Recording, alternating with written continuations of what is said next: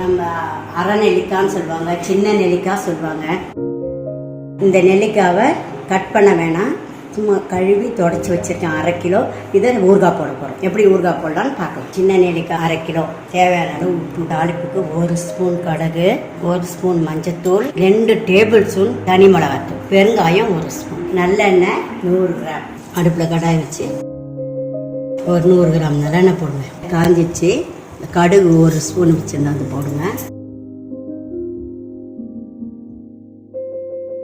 இந்த கடுகு நல்லா பொரியணும். நல்லா கடுகு நல்லா வெடிக்குது, நல்லா பொரியிற சத்தம் கேட்குது. இப்போ இந்த நெல்லிக்காய் போட்டுக்கலாம்.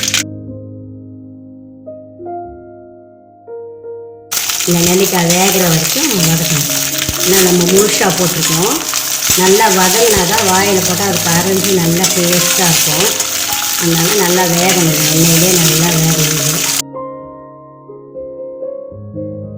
நல்லா மூடி போட்டு 5 நிமிஷம் நல்லா வேக விடுங்க எண்ணெயிலே.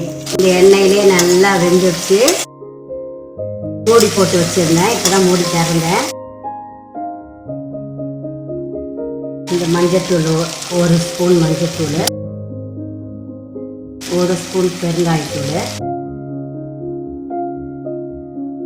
2 டேபிள் ஸ்பூன் மிளகாத்தூள் நல்லா கிளறணும். இதோடைய உப்பு, தூள் உப்பே போட்டுக்கோங்க. கல் உப்பு போட்டால் கரையாது, கொஞ்சம் கூடையே போடுங்க. ஊறுகாய்க்கு உப்பு கொஞ்சம் கூட தான் போடணும்.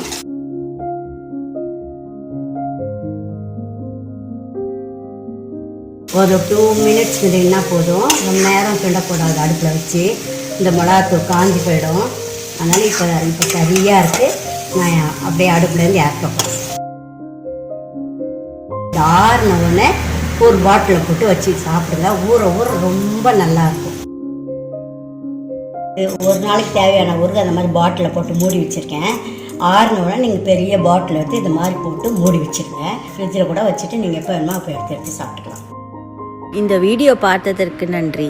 இந்த ரெசிபி உங்களுக்கு பிடிச்சிருந்தா லைக் பண்ணுங்கள், ஷேர் பண்ணுங்கள், என்னுடைய சேனலுக்கு சப்ஸ்கிரைப் பண்ணுங்கள். பெல் பட்டன் அழுத்துனீங்கன்னா புதுசாக அப்லோட் பண்ணுற வீடியோ உங்கள் நோட்டிஃபிகேஷனுக்கு வரும்.